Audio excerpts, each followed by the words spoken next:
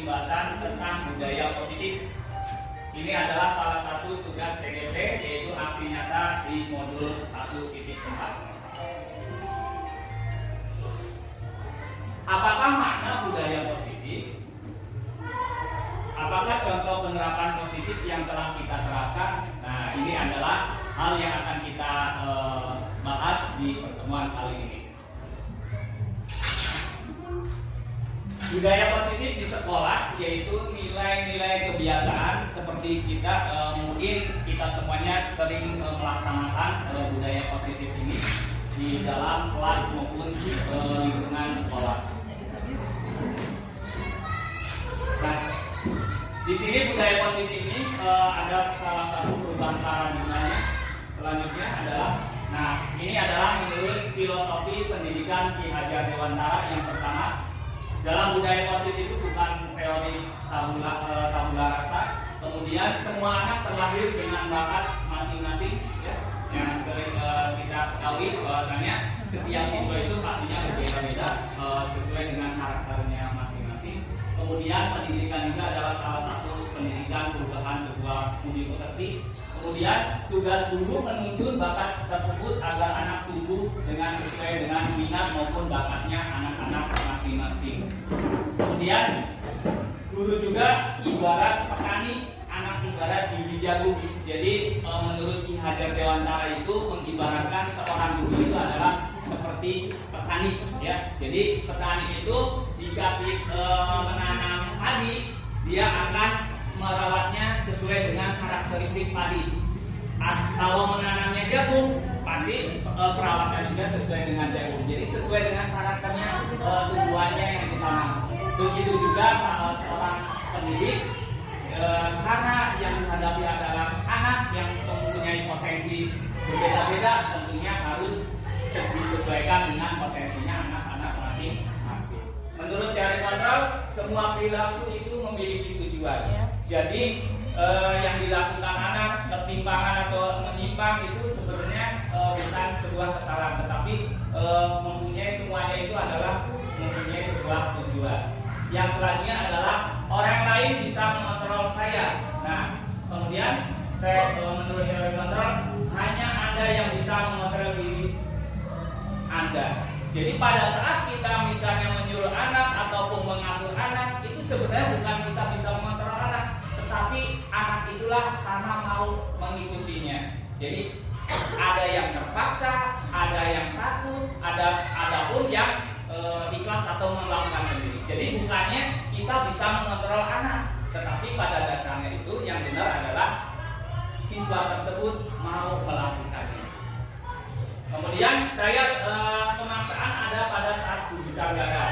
Kemudian menurut teori kontrol, kolaborasi dan kesepakatan menciptakan pilihan-pilihan baru itu menurut Ki Hajar Dewantara menyatakan bahwa untuk mencapai kemerdekaan dalam konteks pendidikan kita saat ini dan untuk menciptakan murid yang merdeka, syarat utamanya adalah harus ada disiplin yang kuat.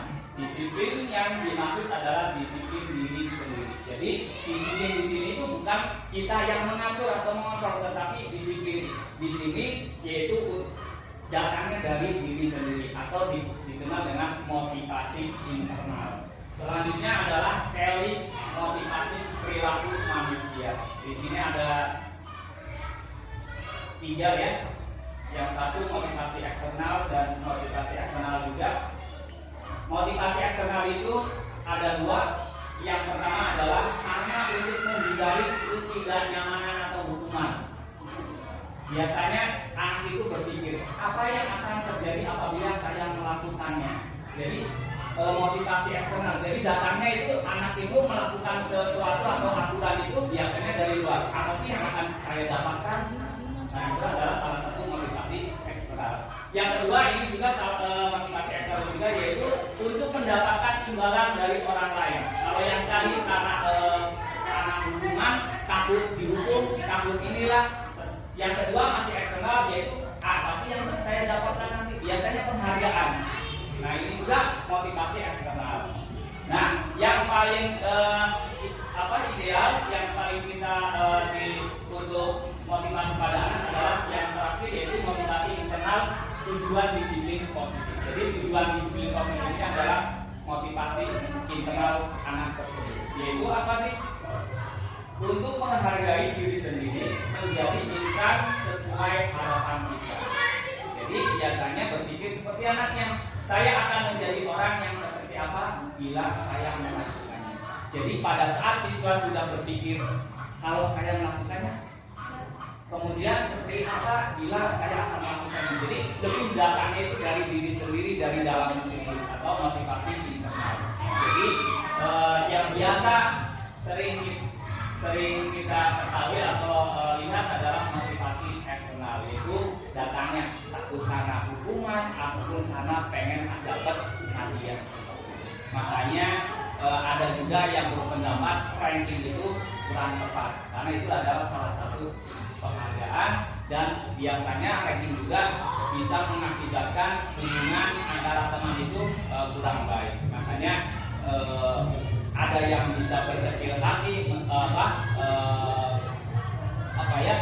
yang misalnya yang ranking bisa sombong, yang tidak ranking terkadang leader seperti itu ya. Jadi makanya di dalam kurikulum yang sekarang juga tidak mengatakan untuk memunculkan sebuah ranking seperti itu ya.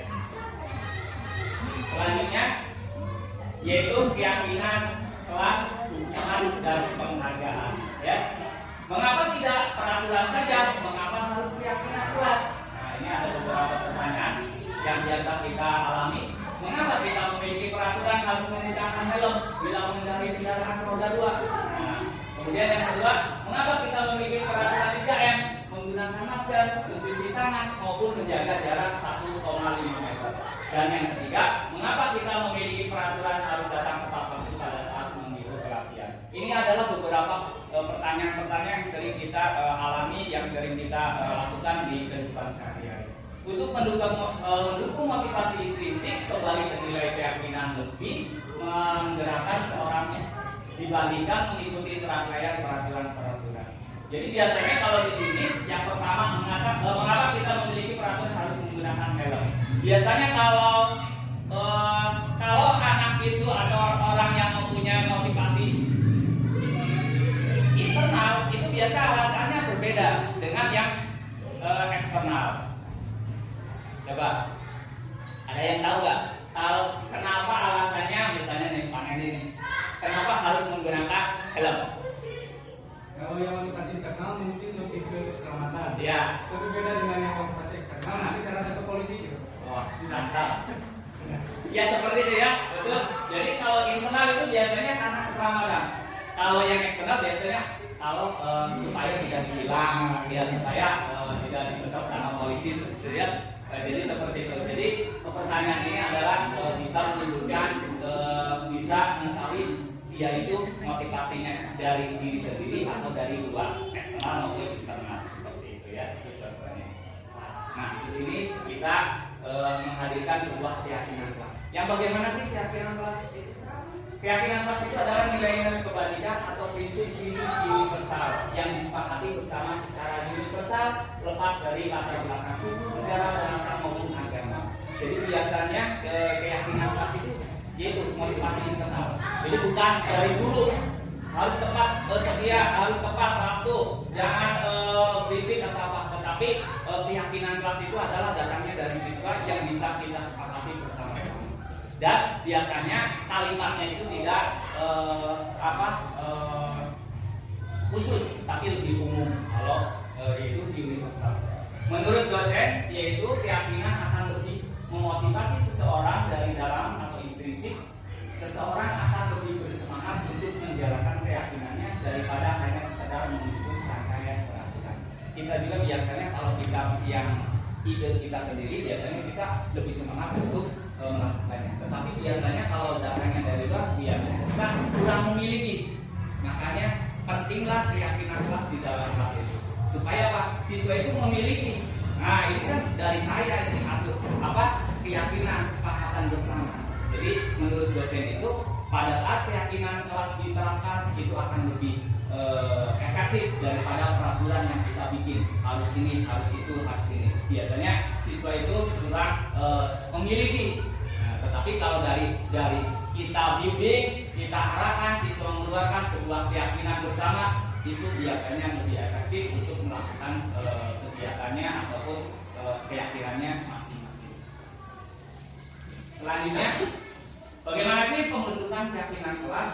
Ini ada beberapa langkah-langkahnya. Yang pertama, keyakinan kelas bersifat abstrak daripada peraturan yang lebih tinggi. Biasanya lebih abstrak.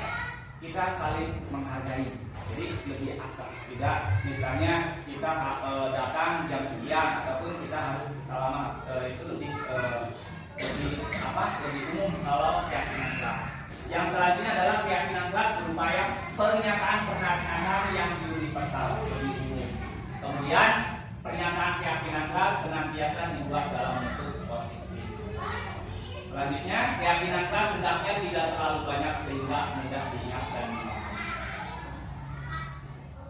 Di sini ada peraturan, ada keyakinan kelas. Ini ada pasti Bapak Ibu bisa membedakan mana yang peraturan. Biasanya peraturan bunyinya seperti ini.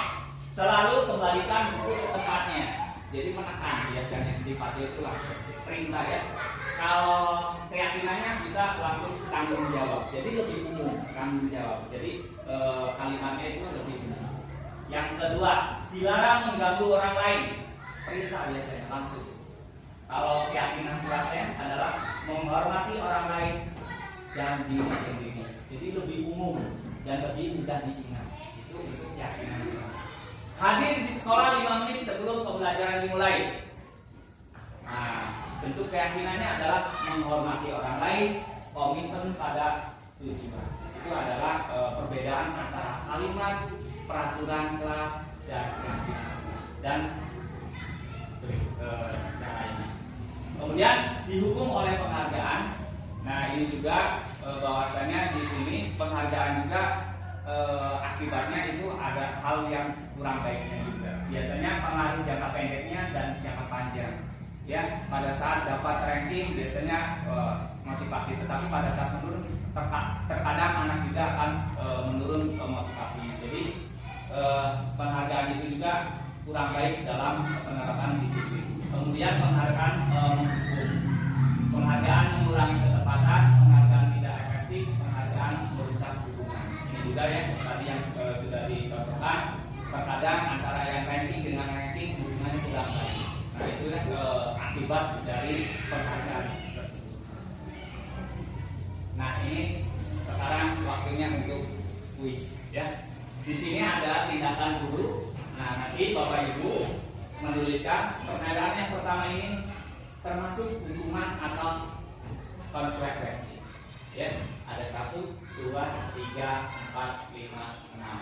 Ya, silakan Bapak Ibu mencoba. Nah, nanti kita sampaikan jawabannya. Siap Ibu? Pak? Dang. Oke, silakan kerjakan.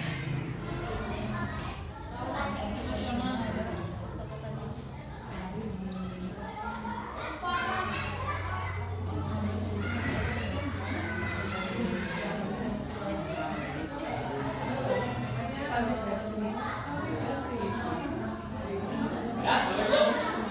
Kita langsung saja. Nah, sudah ya semuanya ya. Nah, sudah.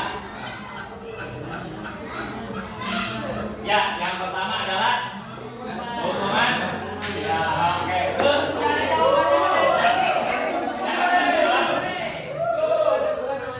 Hukuman juga lari mengelilingi lapangan. Ya.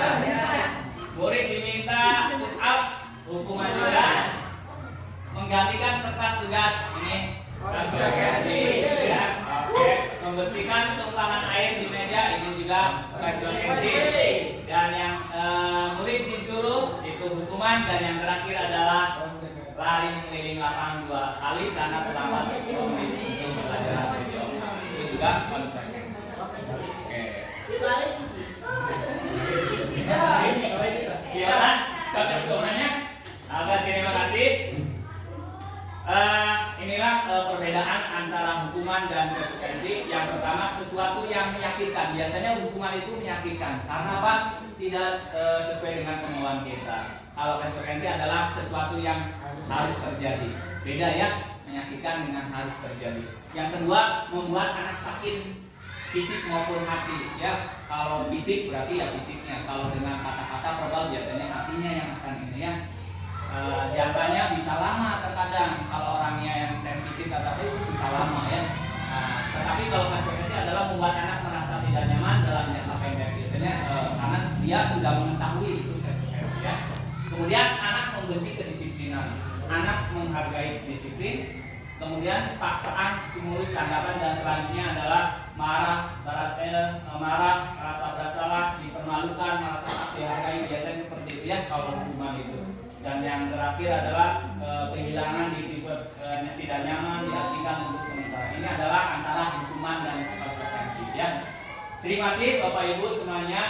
Ini yang bisa saya sampaikan. Nanti materi yang selanjutnya akan disampaikan oleh teman saya yaitu Pak Jaki. Terima kasih. Assalamualaikum. Semoga bermanfaat dan bisa menginspirasi. Assalamualaikum warahmatullahi wabarakatuh. Waalaikumsalam warahmatullahi wabarakatuh.